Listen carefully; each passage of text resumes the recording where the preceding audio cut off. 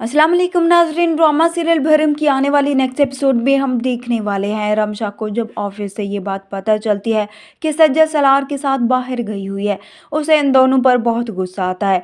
रमशा का कहीं और तो बस नहीं चलता मगर सज्जल पर ज़रूर चलता है, इसलिए वो वहाँ से सीधा घर आती है। अपनी माँ के पास आकर उन्हें बताती है कि सज्जल मेरी खुशियों की दुश्मन बनी हुई है।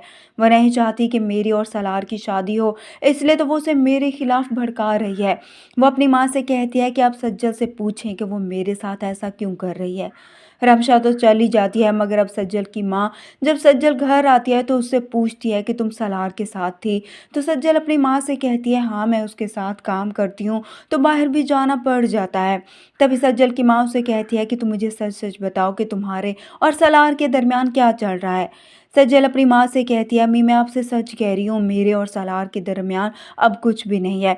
ये सुनकर सज्जल की माँ हैरान होकर सज्जल से कहती है कि अब कुछ नहीं है का मतलब क्या है कि पहले कुछ था क्या। सज्जल अपनी माँ की वो पिछली सारी बात बताती है और इस बात को भी क्लियर करती है कि वो रमशा और सलार के दरमियान कोई भी रुकावट नहीं बन रही और ना ही बनेगी। साथ ही सज्जल ये भी बताती है कि सलार रमशा से भी शादी नहीं करना चाहता, बल्कि वो तो उसके पीछे पड़ी है और ना ही उसकी कोई बात तय हुई है। ये सुनकर राबिया को रमशा पर गुस्सा आता है। वो उसे अब समझाने की कोशिश करती है कि तुम ज़बरदस्ती सलार से शादी नहीं कर सकती, मगर रमशा अपनी बात पर बज़िद होती है। वहीं दूसरी तरफ हम देखेंगे तैमूर पाशा जो अपनी कंपनी के शेयर अलीज़े और रमशा के नाम कर देता है, जिस पर अर्जुमन को बहुत गुस्सा आता है कि उसने रमशा के नाम ये सब कुछ क्यों किया। तभी तैमूर पाशा उसे जवाब देता है कि रमशा और अलीज़े दोनों का ही बराबर का हक है, इसलिए मैंने दोनों के नाम पर ही कर दिए। अर्जुमन को अब गुस्सा आता है, वो जाकर रमशा से बात करती है। वह रमशा से कहती है कि तुम मेरी तो सोच से भी ज़्यादा चालाक निकली और मुझे नहीं लगता कि तुम मेहरुनिसा की बेटी हो। जहाँ तक मैं उसे जानती थी वो बहुत ही सादा और मासूम थी, तुम उसकी बेटी नहीं हो सकती।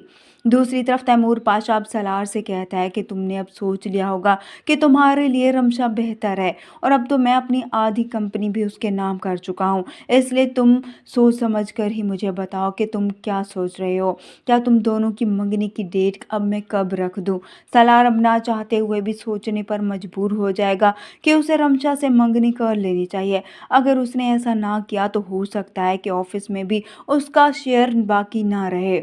अब देखना यह है कि क्या कंपनी की खातिर सालार रमशा से शादी करने पर राज़ी होता है या नहीं। वीडियो पसंद है